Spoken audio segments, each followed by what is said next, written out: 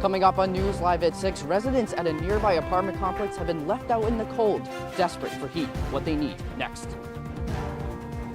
Plus, thousands of drivers across central New York are at risk of losing their license. I'll have more on how to save yourself from suspension. And the show must go on. We have continued coverage of the Syracuse City Ballet dancers who were supposed to perform in the Nutcracker, what they're doing instead. This is Citrus TV News Live at 6, your campus news leader. Welcome into News Live at 6. I'm Jesse Cook. And I'm Maddie Stelk. New at 6, residents have been keeping warm with just space heaters, causing an increase in their electric bills. Tonight they are demanding it to get fixed. Max Williams is live outside the Rugby Square apartments. Max, what are residents telling you? Yeah, Maddie, residents are just very upset today, as you can imagine, as nearly 183 residents living here in these apartments have been without heat for days and for some even months. But they tell me problems go beyond just the heat. It's ridiculous. Like, we need heat. Just cold. We lost heat a few days ago. Tonight, residents frustrated and looking for answers. It was like, oh, we're gonna send somebody out. Nobody never came. Rugby Square Apartments in the Eastwood neighborhood has had no heat for days, for some even months, left with just a space heater. Got like one space heater that I don't know what space is trying to heat, but we don't have that small enough of space. Ornenia Johnson says that she has had no heat since the beginning of the winter and is one of a few who just got her heat fixed. Came to fix mine yesterday because I complained so bad. But problems extend beyond the heat, such as dirty conditions and even cracks in the wall like this one right here. David Morse has been a resident here for 3 years. He took us inside his apartment. Cracks in the ceiling, broken countertops, and even water damage that drips on his clothes and covers his bag with paint chips. But it doesn't end there. Washers and dryers, you go down there, you put your money in, you come up, you wait, you go down there, and it's just full of water. Johnson says the property manager won't pick up the phone and will only answer by email. We tried it for ourselves. Thank you for calling the Rugby Square Apartments. You're gonna have to do something because I have small children, and I'm gonna have to leave.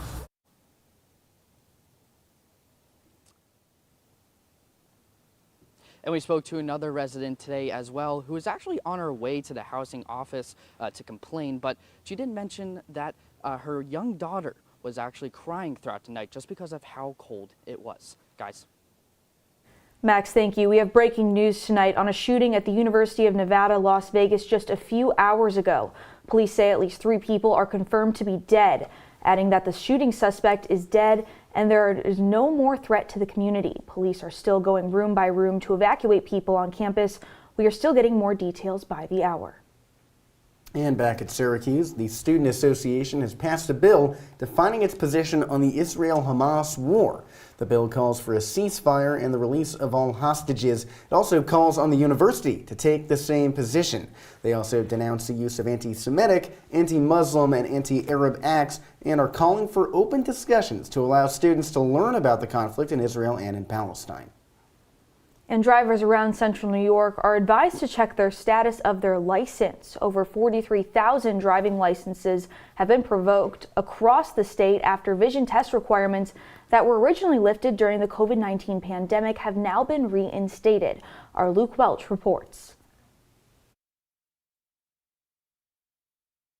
The New York State Department of Motor Vehicles reports that as of this morning, over 43,000 drivers across the state have had their licenses suspended, and even more are at risk due to failing to submit their required vision test results. The state DMV urges all those who think they may be at risk to check the status of their driving privileges at dmv.ny.gov under the Licenses tab or by calling the number on your screen. However, it is not just DMV workers who believe that reinstating the vision requirement that was dropped during the COVID-19 pandemic is necessary. I spoke with a local eye doctor who says it's easy yet important. For a routine exam where a patient's been fully examined and there's no signs of pathology or signs of any serious disease or retinal problems, it could be approximately half hour. Many vision problems are without symptoms, so that you might see clearly, you might see 20/20, but you could have glaucoma or macular degeneration starting up or retinal hole that could be about to become symptomatic and a problem. Drivers looking to prevent losing their license or those with their driving privileges already suspended must obtain a vision test from their local optometrist to their local DMV. And public officials around our area couldn't agree more. As the police officers based in 315 say, it's about time. Really going to be incumbent upon that driver to go to their local DMV office and get that done.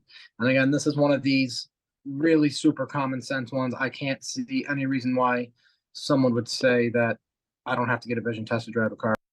After focusing on public health in a time like the pandemic, the community agrees public safety is next.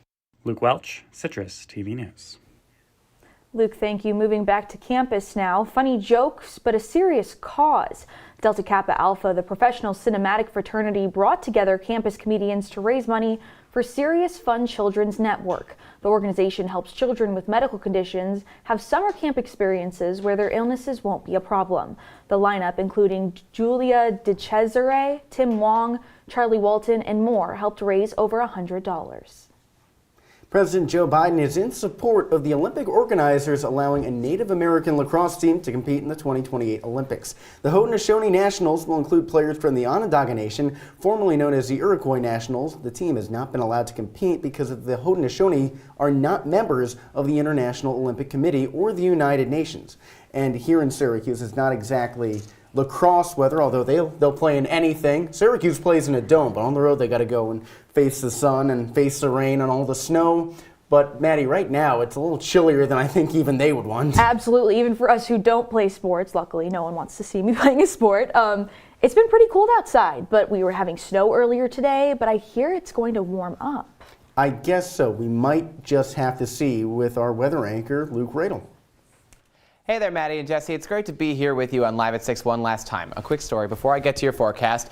The last time I played organized sports, it was on the JV basketball team. At my final practice, I sat down with my coach and he told me, quote, "It seems like you know what's going on in the game of basketball. That just doesn't translate over to your physical performance." I decided that I'd stay in broadcasting about sports and not in anything playing sports. 28 degrees right now in the city of Syracuse. It's pretty chilly outside, feels like 22. I'm sure there's a Taylor Swift reference in there somewhere. It's going to stay at 28 degrees overnight, but since we're looking a lot like Christmas right now, the weather right now in the North Pole, negative 16 degrees. Guys, I'm glad that it's not that cold here in Syracuse. I'll have your full 5-day forecast in just a few minutes.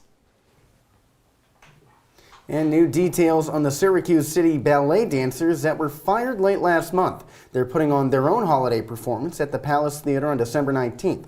As our Nicole Aponte reports, the dancers have been complaining about a toxic work environment for months. This handful of former Syracuse City Ballet dancers are putting on their own production after going on strike and then getting fired late last month. It was a hard season last year in terms of everyone just feeling like really left alone. We weren't like creating, I felt, an atmosphere that I felt free to communicate. Dancers say problems started when Caroline Sheridan, the artistic director, was hired over a year ago. They say she even yelled at a 15-year-old. It was where we drew the line, because we can handle a lot as adults, but kids shouldn't have to feel like that.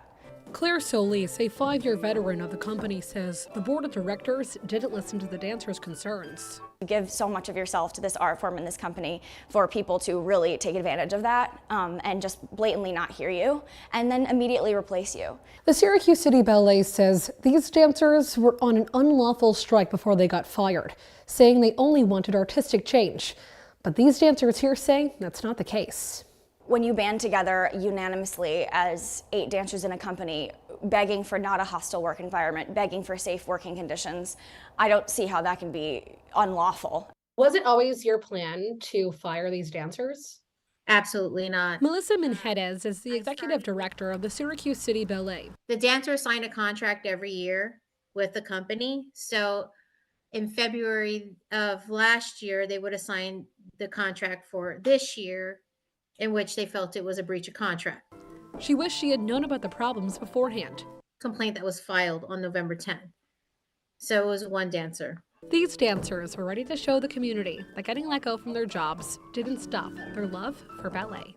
We're fighting for, an equitable place to dance for us and for youths that want to go into this field. I really feel reconnected with who I am as a dancer and who I am as a person. In Syracuse, Nicole Aponte, Citrus TV News. And the Syracuse City Ballet has since fired the artistic director, Caroline Sheridan. Moving to Saratoga now, Belmont Racetrack is getting a $1.3 billion redevelopment. Governor Kathy Hochul announced today that this year's Belmont Stakes will be hosted at Saratoga Racetrack. This is in order to allow uninterrupted construction of the Belmont track. The 4-day race festival at Saratoga will occur between June 6th and June 9th, leaving the 156 Belmont Stakes to be on Saturday, June 8th of next year. The Syracuse Fire Department and Police Department are soon to share a roof under a new city plan. The city is close to a deal that would demolish a vacant factory on West Fayette Street to make room for a brand new building to house both departments. According to Police Chief Joe Cecil, the current public safety building isn't fit to modern standard. City officials say the project would cost about the same as an overhaul of the current public safety building.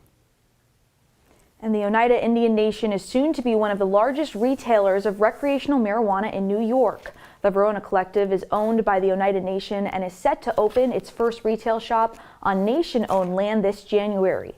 The Oneidas will also set a tax on cannabis products, which will go toward funding the nation's government operations.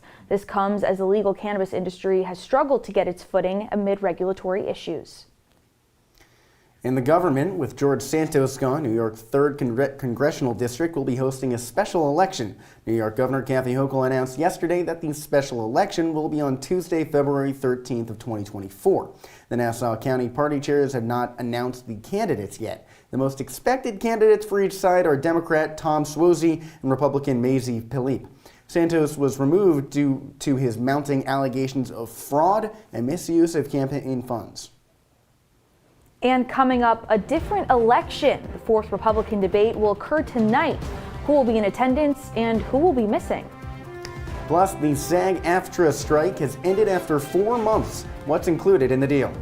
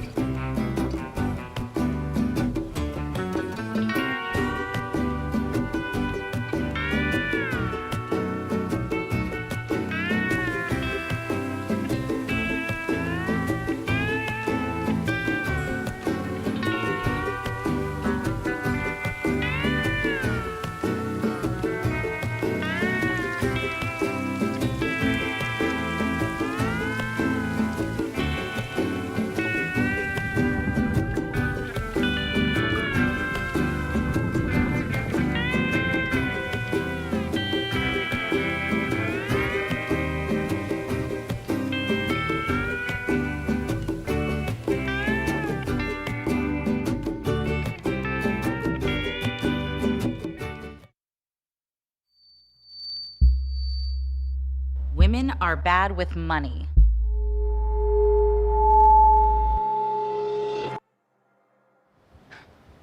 It's what the world's been saying for centuries. But now, we've got something to say. Save it. Save the old-fashioned advice, the empty excuses. It's all worthless, unlike us. To our fellow females, it is time to save ourselves by saving our money.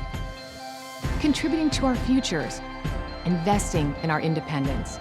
Until we're no longer 80% more likely than men to live in poverty in retirement. So again, we say to that, save it. The falsehoods, the feelings of fault, then the funds. Learn how to save for your retirement at wesaysaveit.org. You're watching Citrus TV News live at 6 with Maddie Stelk, Jesse Cook, and Luke Radel. Now, your campus news leader continues.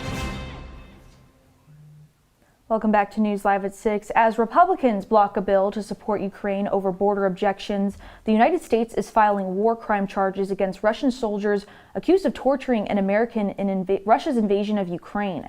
This is not only the first prosecution of war crimes in the conflict, it's the first time the Justice Department has brought charges for torture or inhumane treatment during a war in nearly 3 decades. According to Attorney General Merrick Garland, Americans should expect more charges over potential Russian war crimes. So we apologize for technical difficulties there, but the DOJ says all 4 men charged are members of the Russian armed forces or proxies. 2 are said to be commanding officers. And in America, former House Speaker Kevin McCarthy is resigning from Congress effective at the end of this year. He was the first House Speaker to be ousted from the top position in an unprecedented move by fellow Republican Representative Matt Gaetz. With the removal of New York Representative George Santos, the Republican majority in the House is set to drop to 7 seats in January 2024. McCarthy said he will be happy to serve the Republican Party as the country as a whole in new ways after he leaves Capitol Hill. And the 4th Republican debate is going to occur in Tuscaloosa, Alabama tonight. The field of candidates has narrowed to only 4. The criteria was stricter than the last ones. Candidates needed at least 6% of support in 2 national polls and 2 polls in early voting states. The presidential hopefuls will consist of Vivek Ramaswamy, foreign UN Ambassador Nikki Haley, current Florida Governor Ron DeSantis, and former New Jersey Governor Chris Christie.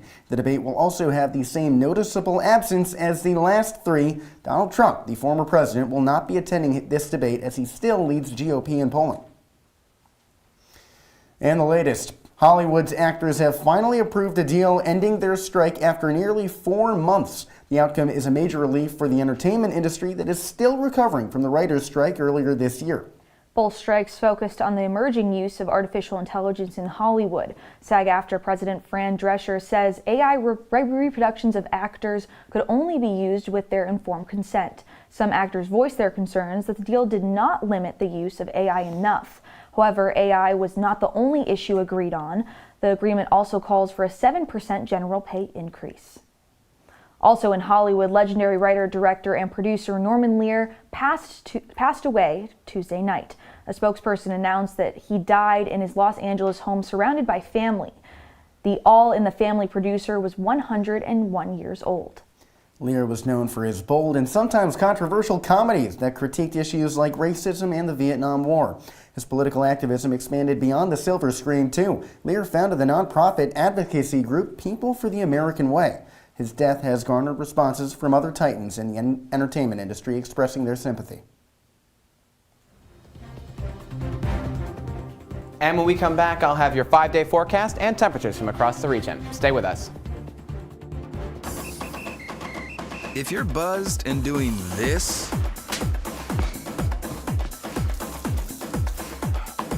to make yourself feel okay to drive, CWX.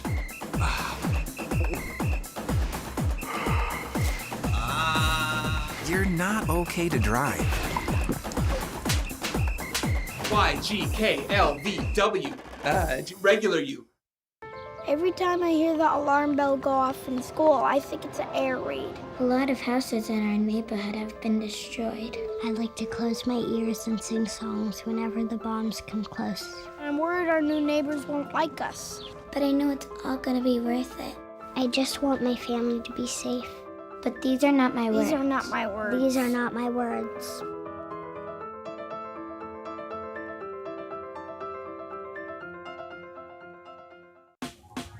Last week, Brandon met a girl on a dating app.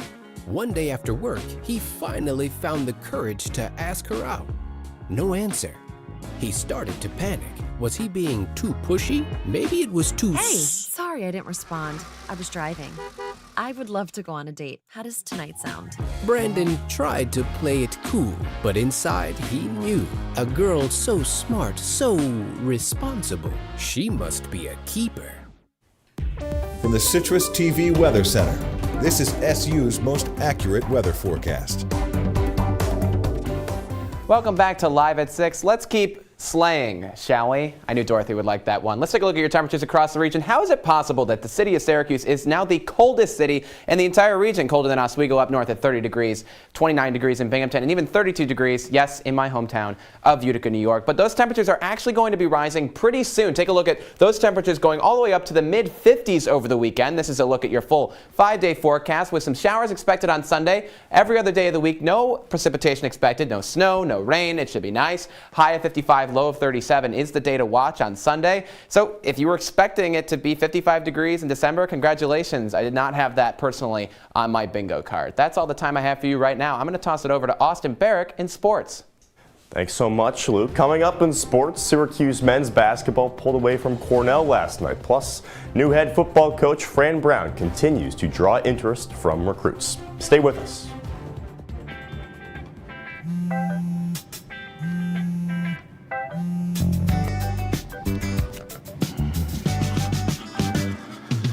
Baby, you see, you're so right for me, and I am right for you. I love the things you do, like sweet tasting wine. Your lips are so divine. Your loving turns me on. My lonely days are gone. That's why I'm never gonna let you go. Never gonna let you go. Babe, I'm never gonna let you go. No, no, never gonna let you go. Baby, never gonna let you go. Never gonna let you go. Here you go. Thank you. Thank you. Never gonna let you go.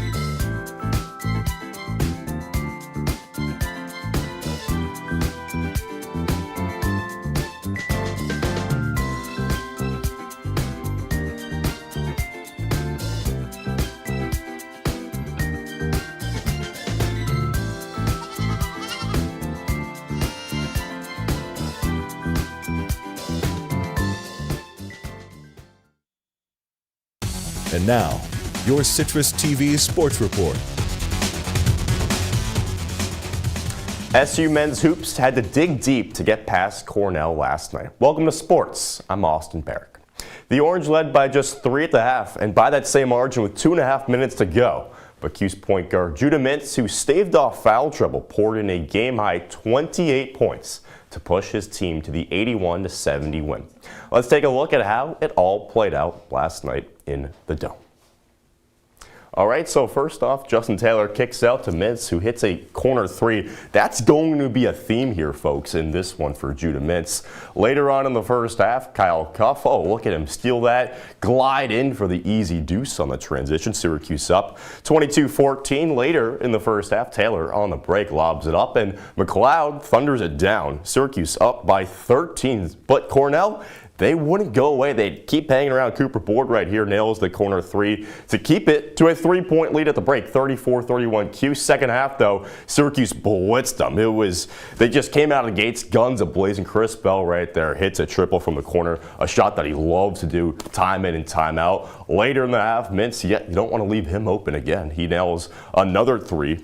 But again, Cornell stuck around. They did not go down without a fight. Here we have Isaiah Gray, who yams it on Kyle Cuff to make it a 3-point game, but Cornell couldn't hit their shots. Syracuse gets a couple of easy slams. Cordelia Copeland, the two-hand flush, and then later on, just for good measure, Copeland to Mintz in literally the final seconds to make it an 81-70 victory. So the Cuse get it done, and Mintz had a career-high 5 3-pointers, much to the liking of head coach Adrian Autry. You know, it's big time. Again, that's something that we have not done well, and the games that we have shot the ball well, we've won, you know, from the 3-point line. So 3-point shooting is important, but we can score in other ways. But when he's making his shots, he's really tough to guard. Well, another player who had a career high last night was sophomore Justin Taylor.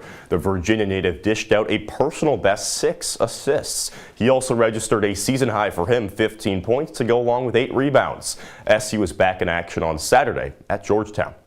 Well, it wasn't just Judah Mintz and Justin Taylor that had the Dome crowd on its feet last night. Fran Brown, the new Syracuse football head coach, energized the stadium in his first public appearance since being announced as the guy last week. As it's been documented on this station, Brown is best known for his ability to recruit.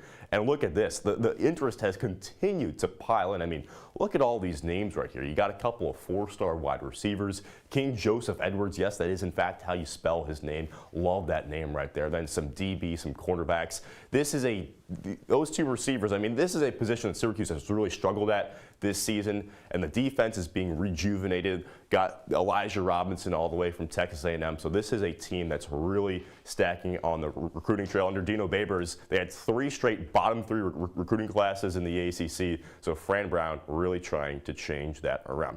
Elsewhere on the Hill, the SU women's hoops team continues to roll. Syracuse rallied past Northeastern on Monday, 79-57. Star point guard D.A. Fair was held to just 2 first-half points, but according to forward Sanaya Wilson, the Orange weren't worried about that. Saying that we have 15 scorers and that our bench runs so deep, but that's something that we've all had to come to that realization. Like, everybody on our team, everybody on our bench, they can come in the game and be efficient and effective. So I think whether Deja scores 2, whether she scores 40, you know, she has teammates to back her up either way. It wasn't 2, it wasn't 40, but Fair finished the contest with 14 points. Wilson, by the way, to her credit, posted nearly a plus 30 plus minus. I love that stat, meaning that in the 15 minutes that she was actually on the court, SU outscored Northeastern by almost 30 points. Syracuse takes its 7-1 record to Ohio on Saturday in another non-conference tilt.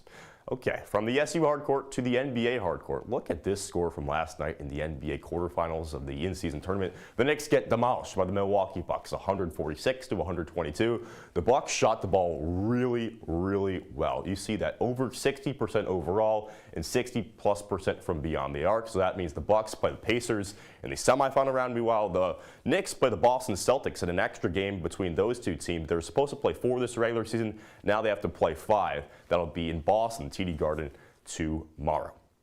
All right, one last thing in sports here. In baseball, yes, in baseball, the Yankees and the Red Sox, get this, made an exchange for Alex Verdugo. Yes, the former Red Sox outfielder was traded to New York for 3 right-handed pitchers. It's just the 8th trade between these two rival teams since 1969. So this means Aaron Judge, the right fielder, moves to center field full-time for the Yanks. So it's a big-time trade, one that I didn't see coming, and quite frankly, the Yankees might still be in cahoots for more depth in the outfield. Juan Soto, who's been hanging out in San Diego, has been rumored to go to them as well. All right, Jesse, Maddie, back to you guys.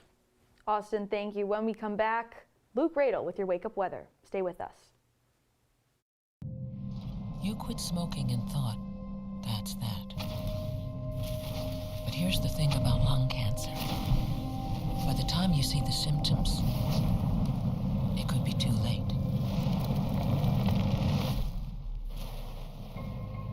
But now, there's a new scan that can detect lung cancer early, when it's more curable. If you smoked, get scanned. Talk to your doctor or learn more at savedbythescan.org. Life doesn't always give you time to change the outcome. Prediabetes does. 1 in 3 adults has prediabetes, but with early diagnosis, prediabetes can be reversed. And you can change the outcome. Take the 1-minute prediabetes risk test today. Go to doihaveprediabetes.org. I don't think that many kids in my son's school even do it. He makes fun of his friend who vapes. He would never try it. She's into soccer. She's on the honor roll. She's just not the type. No way. No way. No way. No way, my kid would never vape. Get your head out of the cloud. Today, nearly 8,000 kids will start vaping. Maybe even yours. Learn about the dangers at talkaboutvaping.org. Welcome back one last time to Wednesday News Live at 6. Take a look at your wake-up weather for tomorrow. A high of 37 degrees around 3 o'clock in the afternoon, so you're still going to need that jacket, at least for the time being. Maddie and Jesse, I'll send it back over to you guys. All right, Luke, thank you. Well, that's all for Citrus TV News Live at 6 on our last Wednesday news. So That's sad. right, last week of the semester, but don't worry, every day we'll be back next semester as well in the spring. That's very true. And don't forget, you can follow us on X and Instagram at Citrus TV News. Now, for the entire Citrus TV News team, I'm Maddie Stelk. And I'm Jesse Cook. That'll do it, Syracuse. Have a great night.